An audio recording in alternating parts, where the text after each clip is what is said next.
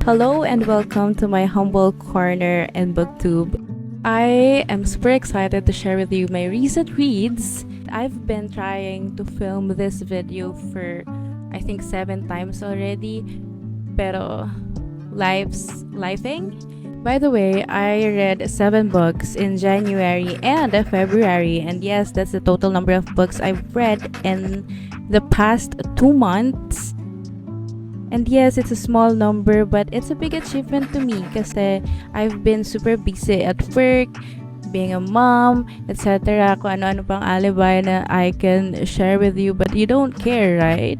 I'm still sharing with you those 7 reads because fortunately, I managed a 2-month reading journey without DNF, and I'm so happy. Because being a DNF girl, like I don't care if I don't finish it, if I don't like it, but fortunately, I have the courage, I have a little bit of love about the books that I recently read. So yeah, without further ado, let's go and do the list. But by the way, this is not ranked by rating. I will be sharing with you the titles based on the dates or when I read them. First up is Betty by Tiffany McDaniel, and this is very important to me kasi kind of sentimental. Anyways, Betty is loosely based on a real life story of Tiffany McDaniel's mother, Betty Carpenter. She's a young girl in the 1950s, and Betty is half white and half Cherokee, so we already get that one of the triggers here is racism. And her life has been a roller coaster of beauty, pain, survival. Her father, London, is one of the most beautifully written character. I think this is more than the mother. This is dedicated to her father as well, because this character has been like the angel of the story and the angel of their lives, and is so beautifully reflected, it's shown, it's presented super well. And Betty's world is super dark. So again, aside from racism, there are other triggers. And wait, I'm just gonna get the book kasi I listed the triggers here. There is rape, incest, animal cruelty, child abuse, racial slurs, suicide, grief, mental illness, bullying, emotional abuse, abortion, a miscarriage, misogyny, and death. Although Betty did not experience all of the awful things firsthand, she was the eyes of those experiences. You know what I mean? And what's even sad here is that she cannot speak about it because she was super young when it actually started, or when the witnessing actually started. And it's just so sad. It's so heartbreaking. I cried a lot when I was reading this book. I know this is not for everybody, but if you want a sad, heartbreaking read, this one is the best go-to. Aside from the Khaled Hosseini set, this is a really good book. I rated it 5 stars if I remember it right, because why not? Why not? This is a heavy read. Next up is a thriller book. This is from Freida McFadden. I'm not even sure why I'm still reading McFadden. Her books were not my favorite, but this one, I remember I just picked it up kasi I forgot my physical book, whatever I was reading that day. That ebook was the shortest that I can find sa audiobook, if I'm not mistaken. This book is just fine, but basically forgettable. I actually forgot na what happened. We follow Amy. She is a medical student who has to pull an overnight shift on Ward D, and this Ward D is actually a locked psychiatric unit, as in there are patients there, locked patients there, kasi these patients are apparently like dangerous patients. Weird things start happening. Patients go missing, or shadows in the dark, there's power outage, ganyan. And what's tricky here is the area is out of coverage. Like there's no network, there's no signal there, which I find odd kasi there should be at least a line, emergency line, so whatever happens, they're still in contact with the outside world. If this is what they say, a dangerous place, diba?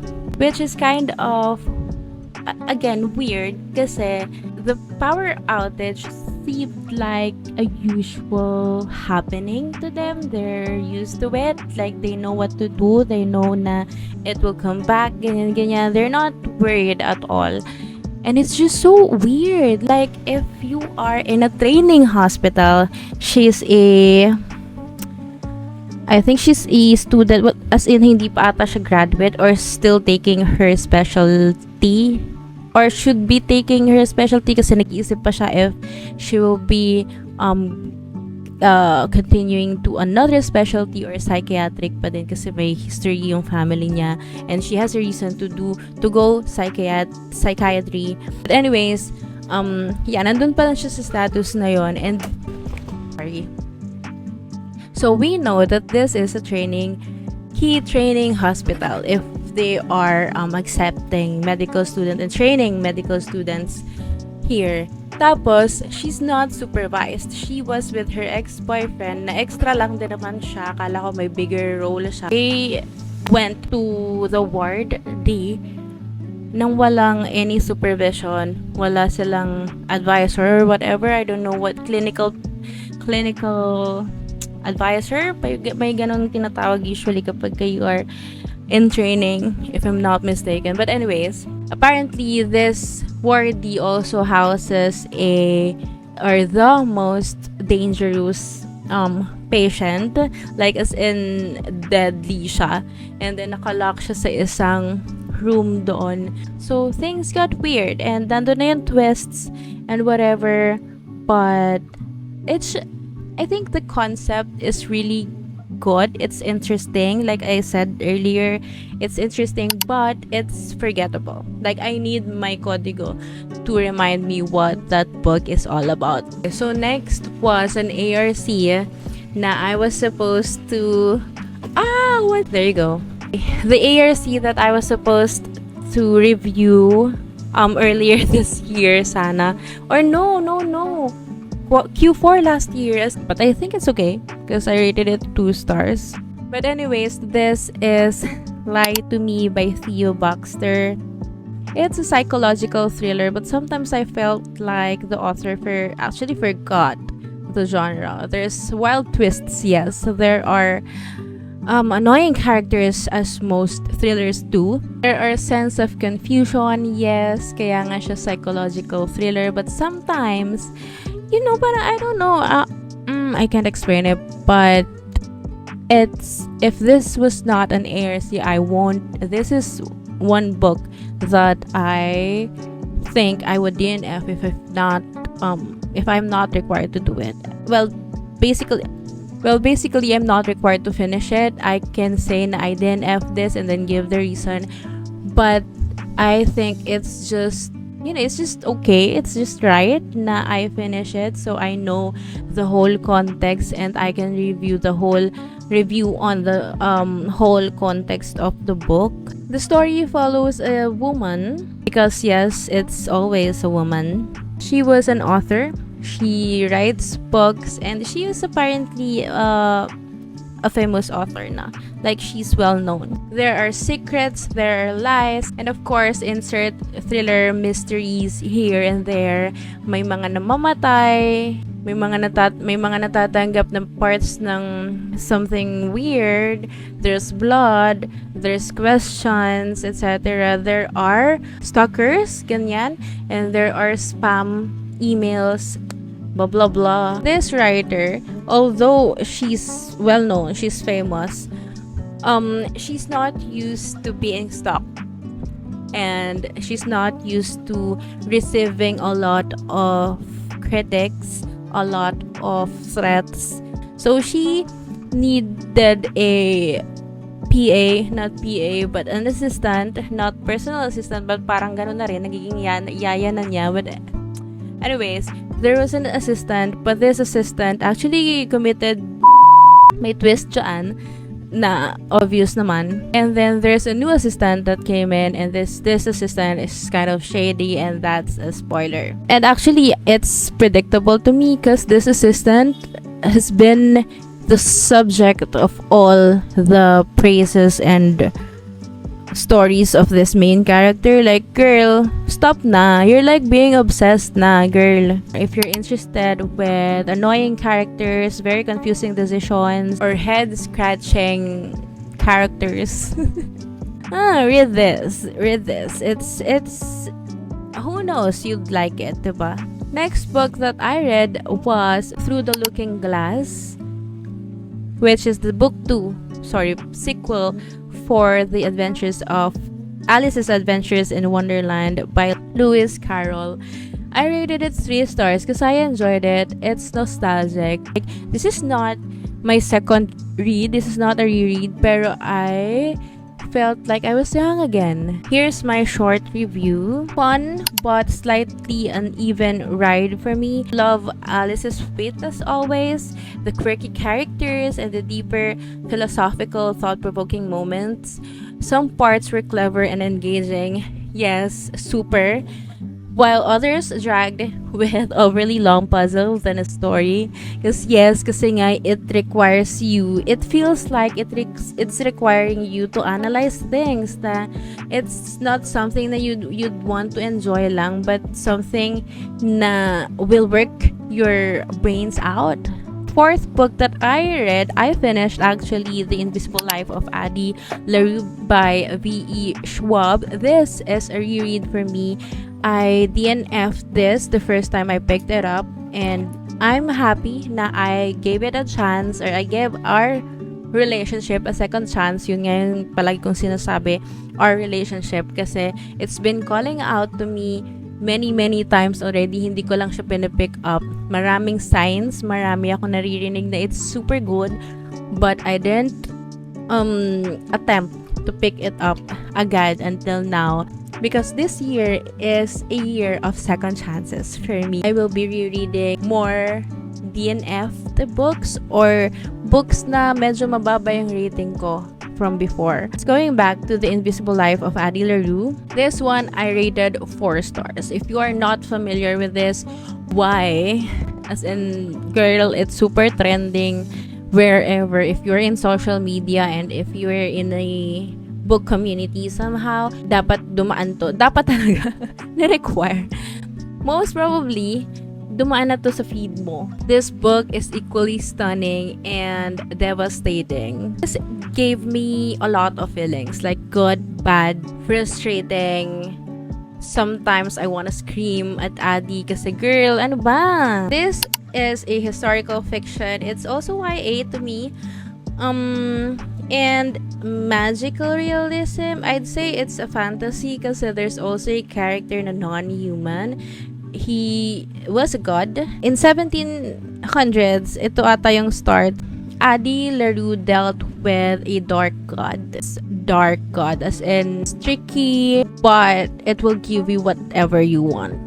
Like literally. So Addie wants freedom, she wants adventure, she wants to escape her current life kasi she was supposed to marry a guy na she didn't like. Parang fixed marriage. So she just ran out of the woods ng wedding day niya in her wedding dress, and she prayed for a god na, God, please, blah, blah, blah, blah. And then, hindi niya na namalaya na it's already dark and she's still praying. Hindi ko alam kung paano mo hindi mamamalaya na it's already dark. But anyways, apparently, she didn't realize that it's already dark. So, the God that answered her was a dark god. So, ang ending is, yes, binigay nga yung gusto niya, but it's very literal, like, there's a trick to it na she will not be remembered by anybody, she will not leave a mark, and she will be immortal.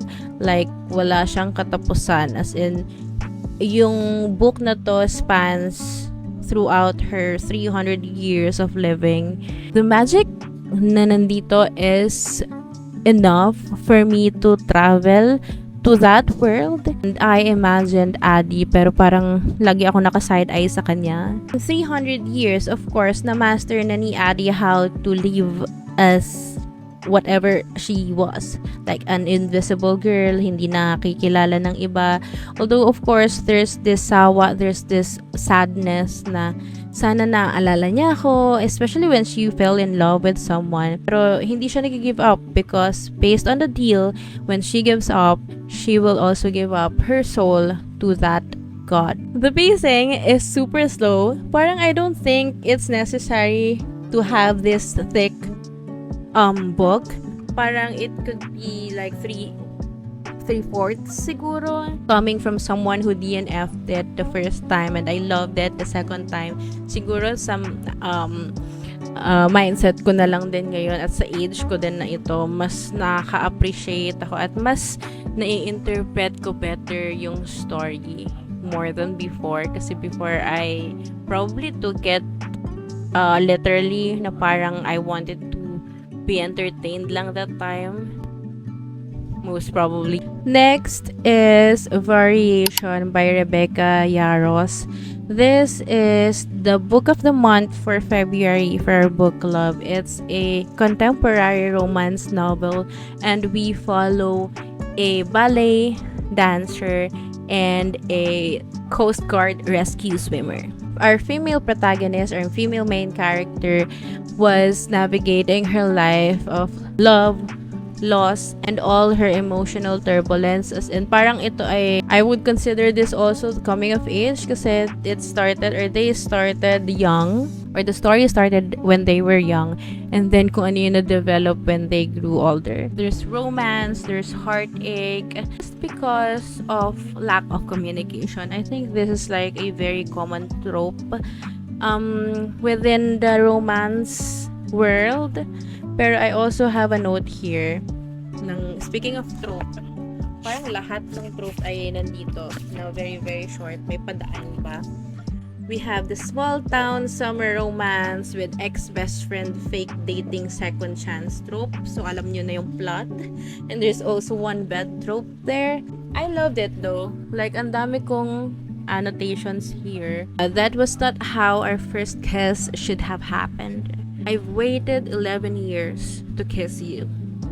11 years of thinking what it will be like to cross that line, imagining always. The usual, the super common, the cliche trope of miscommunication and lack of communication is just so frustrating. But I was entertained. I rated it 3 stars. I was expecting more pain though. It's Rebecca Yarros. I was expecting more heartache, you know what I mean? But, yeah. So yes, there's this kilig. Parang alam mo yung cliche kilig, but still, kinikilig ka. I think that's the expertise of Rebecca, yung romance part. Okay, so next is Before the Coffee Gets Cold by Toshikazu Kawaguchi. This is a Japanese lead, as you all know. This book is 10 out of 10, 5 out of 5, 100 out of 100. This is so good. But I rated it 4.5. Bakit nga ba? Nabitin ako. But I have the whole series to supplement all the bitin. So we have this small, cozy cafe and it lets you travel back in time. It sounds exciting, diba? But scary as well kasi ang guardian ng ating specific seat for time traveling was a mumu. It's not your time traveling machine or cafe na you are expecting. There are rules. First is, and I will refer to the second book which is I'm currently reading kasi meron ditong page na na-capture all lahat ng rules. The first rule is the only people you can meet while in the past are those who have visited the cafe. Second is, no matter how hard you try, there is nothing you can do while in the past that will change the present. Third is, in order to go back to the past, you must sit in that particular seat na binabantayan ng mumu. Fourth rule is that while in the past, you must stay in that seat and never move from it. So if you lift your bottom from the chair, you will be forcibly returned to the present. And next, Fifth rule, your time in the past only lasts from when the coffee is poured and until it gets cold. So you also have to finish your coffee before it gets cold, kasi if not, you will be the next mumo and then you will be stuck there forever until magkaroon ng next mumo. It's an interesting cafe. May coffee ka na, may time traveling ka pa. And also, another rule was, per person, you just have or you can travel only once in your life. So, yep, that's our Funicula. This was also a reread for me. I picked it up and DNF'd it before kasi I didn't get it before. Parang hindi ako na-hook before. I rated it 4.5. It's a story about time, regret, and closure. The writing is simple yet deeply moving, making each character's journey feel real and resonant. Yeah, so that's 1, 2, 3, 4, 5, 6, 7 books that I read in the past 2 months. It's generally good for me. I'm looking forward to more good reads. You know what I mean? So I picked up the second book before the coffee gets cold and actually continue reading the series. Plus I have 4 ARCs pending na I need to finish this month, plus another 4 na pending for the whole year, and I'm not accepting more ARCs muna except for those na nakasubscribe ako. So yep, that's my wrap up for January and February. Let's see if I will still do the 2-month wrap up next time.